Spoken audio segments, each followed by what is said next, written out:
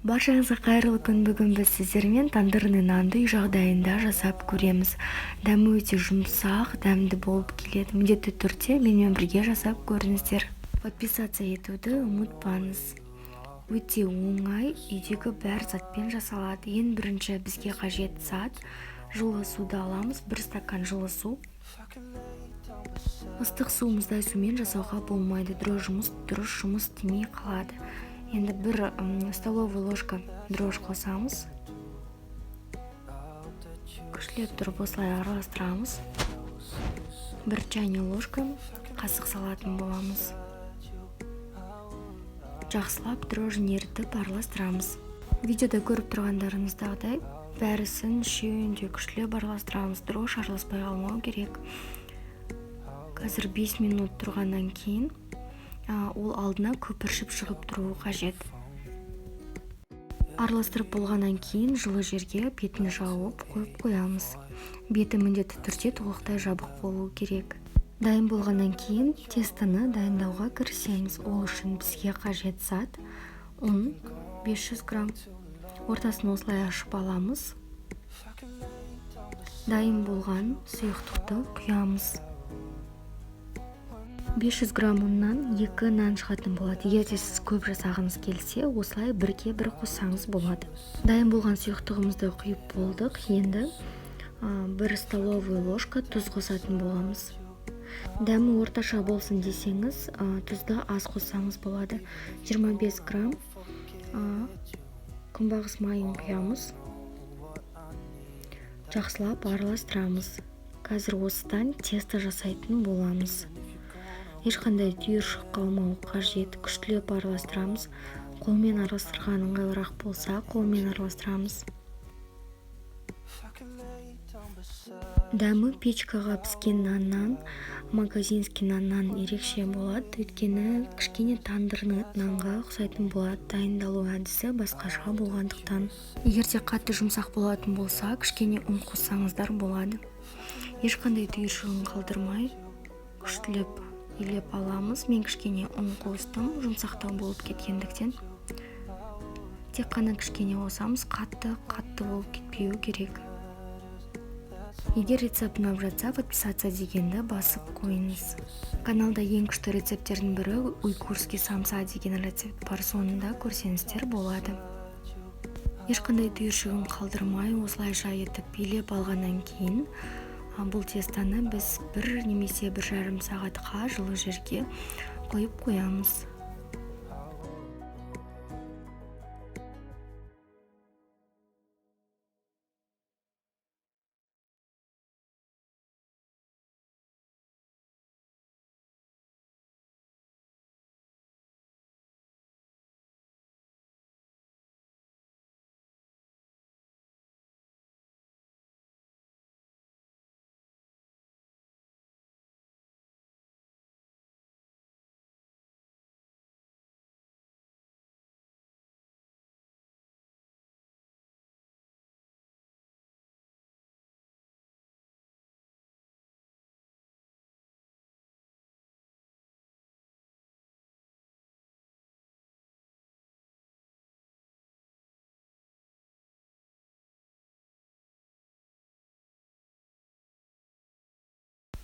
Тестамыз дайын болды. Осылайша күштетіп көтерілді. Қолымызға май немесе су жағып жіберіп, нанның формасын келтіретін боламыз.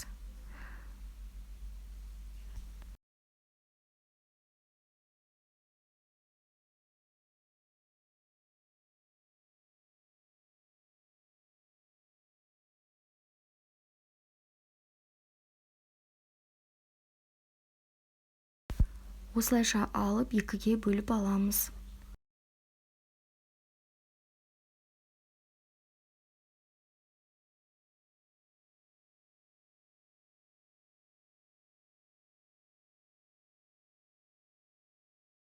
Дөңгелекте 5-10 минутқа көтерілуіне қойып қоямыз. Міндетті түрде ол көтерілу үшін кішкене тұра тұруы қажет.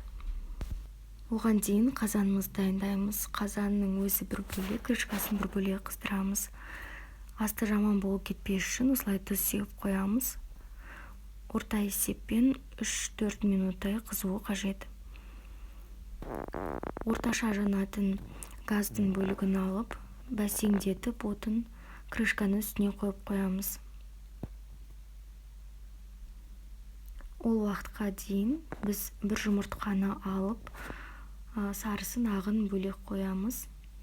Нанымызды алып, формасын келтіретін боламыз. Осылай қатты жан-жағына соза берсе болады. Менікі кішкене қалың болып кетіпті. Шет-шеттерін қатты созу қажет, немесе ортасы көтеріліп кетеді. Қазір енді керісінше қаратып, сол жеріне ақ уызын жағатын боламыз. Яғни ол крышкаға жабысуы үшін. Ортасын осылай да істеп қойсаңыздар болады. Мынандай зат болмаса, вилкамен істесеңіздер де әдемі көрінеді.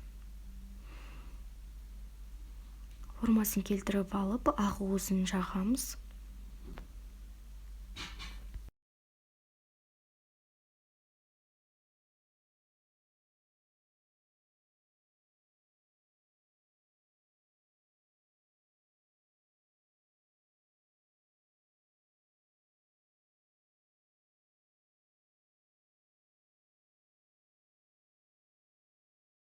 Қазанның қақпағын алып, осылайша жабыстырамыз. Қайтадан формасын келтіреміз. Ол түсіп кетпейді, осылай қорықпай жабыстыра беріңіздер. Тек қана формасын дұрыс келтірсеңіздер болды. Тағы да осылай мен формасын келтірдім. Енді 20-25 минуттай тұруы керек. Қазанның астын орташаға қойып қойыңыздар. Жұмыртқаның сарысын жағамыз. Қазір бетіне сұсын өздеріңіздің қалауларыңызша. Күнжут немесе басқа да затты сепсеңіздер болады. Бәр жеріне осылай айналдыра жағып шығамыз.